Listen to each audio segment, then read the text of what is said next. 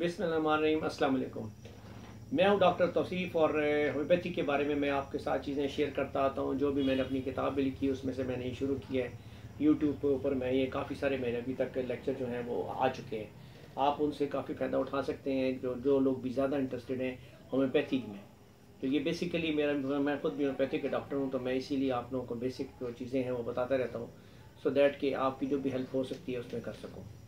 तो छोटे छोटे टॉपिक में कवर करता रहता हूँ। आज का मेरा टॉपिक है बच्चों के अमराज के बारे में, चिल्ड्रन डिजीज़। लेकिन बात यह है कि बच्चों के अमराज की जो मैं एक बात कर रहा हूँ, ये एक बहुत बड़ा टॉपिक है, ये बहुत वसी टॉपिक है।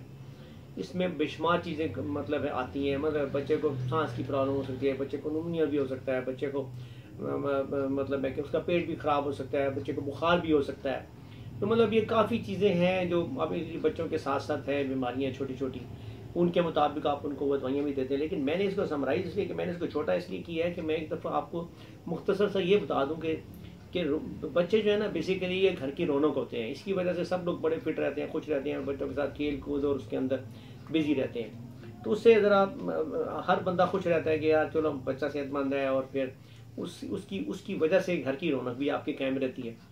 तो जब बच्चा लागर या कमज़ोर होना शुरू हो जाए तो फिर लोग परेशान हो जाते हैं। आप इसलिए परेशान है, वो कमज़ोर क्यों हो रहा है बेचारा, वो आहिस्ता आहिस्ता उसके अंदर वो प्रॉब्लम स्टार्ट हो जाती है।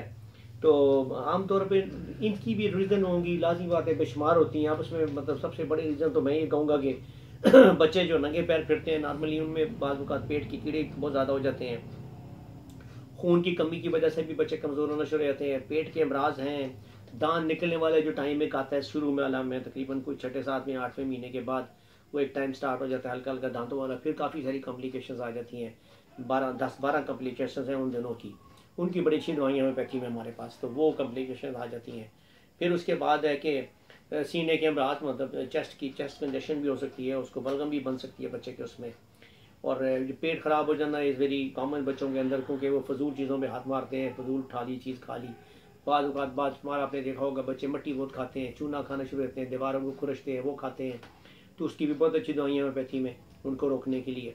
तो ये इस तरह की चंद चीज़ें ऐसी हैं जिसकी वजह से बच्चों के अंदर ये काफ़ी प्रॉब्लम आने शुरू हो जाती हैं छोटी छोटी। इनको कवर अप करने के लिए खैर हमारे होम्योपैथी में काफ़ी अच्छी दवाइयाँ भी अवेलेबल हैं।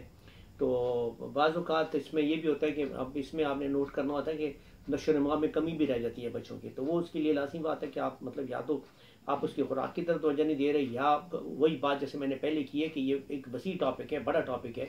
हो सकता है उसके पेट में कीड़े हों, हो सकता है उसके कोई और प्रॉब्लम चल रहा हो, खून ना सही बन रहा हो उसके जिस्म के अंदर, तभी वो कमज़ोर हो रहा है। इसकी नशो-ओ-नमा कद का नहीं बढ़ रहा, उसका कद क्यों नहीं बढ़ रहा, उसके मतलब इसका मतलब है कि प्रॉब्लम अंदर आ रही है जिस्म के अंदर।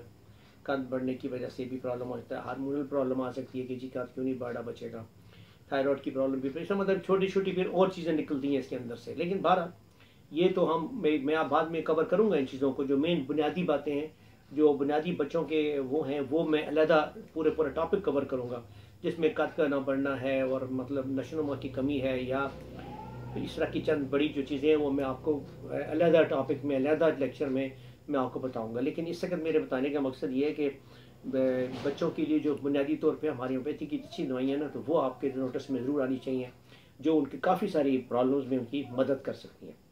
अब सबसे पहले जो मदर टिंचर मैं बताता होगा, उसमें सबसे पहले सबसे टॉप का मदर टिंचर जो मेरे इस्तेमाल में आया है वो अल्फाल्फा मदर टिंचर है। मदर टिंचर अल्फाल्फा का क्यूब आप दें तो उससे बहुत ज़्यादा फ़र्क पड़ता है बच्चे के नशो-ओ-नमा में। सबसे पहले अक्सर मैंने ये देखा है कि मेरे पास भी जो पेशेंट आते हैं ना, वो ये कहते हैं जी कि जी बच्चे को भूख नहीं लग रही, आप इसको कोई ऐसी दवाई दें कि इसको भूख लगना शुरू हो जाए।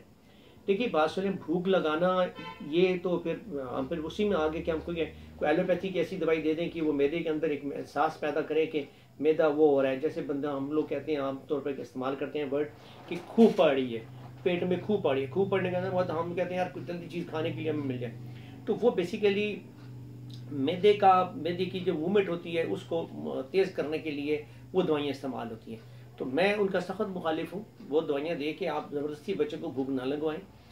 इसीलिए मैंने आपको सबसे पहले अपना मदर टिंचर बताया अल्फाल्फा। ये बेसिकली खून बनाता है आपके जिस्म में जाके, सबसे इसकी बेहतरीन चीज़ ये है, ये खून बनाता है और ये बड़ी ताकतवर है मदर टिंचर है। और बच्चों के लिए तो बहुत ही ज़बरदस्त है। ये आप दें, इससे उनका खून भी बनेगा और उनको भूख भी लगना शुरू हो जाएगी आहिस्ता आहिस्ता, और वो गप कुदरती तौर पर उनको लगेगी। तो वो नेचुरली तौर पर जो खाएंगे तो लाज़मी बात है उसकी बात कुछ और होगी, जो आप उसको आर्टिफिशियली उनको आप दवाइयाँ देंगे, उनको भूख लगवा के उनको खाना खिला रहे हैं, तो वो उसका उसमें और इसमें दोनों चीज़ों में लाजिम आता है फ़र्क है। वो चीज़ वो नहीं बन सकती जो कि नेचुरली और कुदरती तौर पे होती है। फिर उसके बाद उसकी मेन मेडिसिन आती हैं होम्योपैथी में, इसके बाद जो इस्तेमाल में आती हैं उसमें कैमोमिला सबसे टॉप की दवाई है बच्चों के लिए। कैमोमिला ये मतलब बहुत ही कामयाब दवाई है बच्चों के लिए, और ये बच्चों के कम से कम 8 चीज़ों को कवर अप कर देती है। दांत निकल का ज़माना, पाटियाँ लग जाना, कमज़ोरी हो जाना, चिड़चिड़ापन बच्चों में आ जाना, चीज़ों को गुस्से से फेंक देना, मतलब ये कैमोमिला 30 पोटेंसी में या 200 पोटेंसी में इस्तेमाल कर सकते हैं इसको। इसलिए भी आप 2 बूंदे टपकाएं, ये बड़े काम की चीज़ है। मैं तो बताता हूँ आपको मेन मेडिसिन जो हैं। अब मैं डिटेल में नहीं जा रहा कि मैं इस दवाई के क्या क्या है, दवाई ये क्या क्या करेगी। तो उसमें कैलकेरिया फॉस आप दे सकते हैं, ये कैल्शियम की बेसिकली दवाई है, ताकत के लिए होती है, हड्डियों के लिए होती है। फिर एंटम क्रूड दे सकते हैं। फिर आप साइना दे सकते हैं उसके मैदे के लिए, अगर मैदे का प्रॉब्लम है। फेरामेट दे सकते हैं उसके खून के लिए, हेमोग्लोबिन के लिए दे सकते हैं उसको फेरामेट। और नेट्रोमेल भी दे सकते हैं उसको, अगर उसको मतलब सांस का या मतलब नाक का या कोई ऐसा कोई प्रॉब्लम आ रहा है एलर्जी का, ये भी दे सकते हैं। उसके बाद जो कॉम्बिनेशन है बच्चों के लिए जो सबसे अच्छे जो मैंने इस्तेमाल में मेरे आए हैं, उसमें कालोसेंसिस है, कैमोमिला है और मैग्नीशियम फॉस है। ये मिला के 3 आप कॉम्बिनेशन 30 पोटेंसी में दें। इनके 2-2 3-3 कतरे उनके मुंह पे टपका, जुबान पे टपका दें, उससे उनको बहुत फ़र्क पड़ जाता है बच्चों को। ये आप कॉम्बिनेशन इस्तेमाल कर सकते हैं। और उसके साथ है फिर दूसरा कॉम्बिनेशन जो इसमें बच्चों के सबसे ज़्यादा काम में आता है, मतलब उनके हाइट शेट भी कद में भी बाकी जो काफ़ी जो में फ़र्क डालता है, वो है ब्राइटा काप 30 पोटेंसी में और सिलिशिया एंड प्लस नेट्रम में। और ये तीनों भी आप 30 पोटेंसी में 2-2 3-3 कतरे पहले आप मिला लें, फिर आप इसके 2-2 3-3 कतरे बच्चों को दिन में 3 से 4 मरतबा दे सकते हैं। उससे भी उनको बहुत ज़्यादा फ़र्क पड़ेगा। इसके बाद मैं आखिर बताता हूँ तो बायोकेमिक कौन सी दवाइयाँ आप जो इस्तेमाल कर सकते हैं बच्चों के लिए सबसे ज़्यादा कामयाब होती हैं। उसमें सबसे टॉप की दवाई है फेरम फॉस, और उसके बाद है काली फॉस, उसके बाद है मैग्नीशियम फॉस। ये 3x में आपने देनी है। ये आप इनमें से कोई एक भी दे सकते हैं, काली फॉस भी दे सकते हैं, और कैलकेरिया फॉस तो खैर एक मानी हुई दवाई है, बड़ी ही कामयाब दवाई है बच्चों के लिए। कैलकेरिया फॉस कैल्शियम है ना बेसिकली, ये बहुत कामयाब दवाई है। मैग्नीशियम फॉस लाजमी बात है, ये उनके जिस्म के अंदर काफ़ी ज़्यादा उनके मसल्स के लिए बड़ी अच्छी दवाई है मैग्नीशियम फॉस। फेरोफॉस लाजमी बात है उनके खून के लिए बहुत अच्छी है, जिस तरह कि मैंने फेरामेट ऊपर बताई थी 30 पोटेंसी में। 3x में आप दें, ये उनके खून को बढ़ाएगी, उनका रंग भी बेहतर होगा और उनके अंदर सेहतमंदाना वाली चीज़ें होंगी।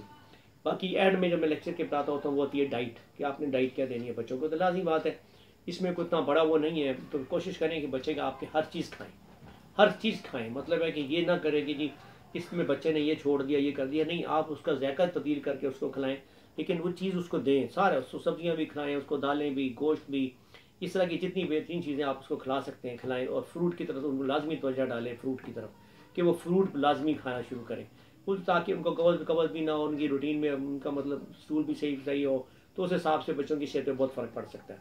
ये थी बुनियादी बातें जो मैंने सिर्फ बच्चों के अमराज के बारे में बताई, लेकिन मैं बाद में अलहदा लेक्चर्स में कुछ खास जो बच्चों की जो प्रॉब्लम्स हैं, जो बड़ी खास इंपॉर्टेंट प्रॉब्लम्स हैं, उनके बारे में मैं अलहदा लेक्चर आपको लेक्चर में बताऊंगा इन डिटेल, ताकि आप उसका भी वो इस्तेमाल कर सकें नुस्खे जो मैं आपको बताऊंगा। तो नेक्स्ट वीडियो तक के लिए मुझे इजाज़त दीजिएगा। अल्लाह हाफिज़।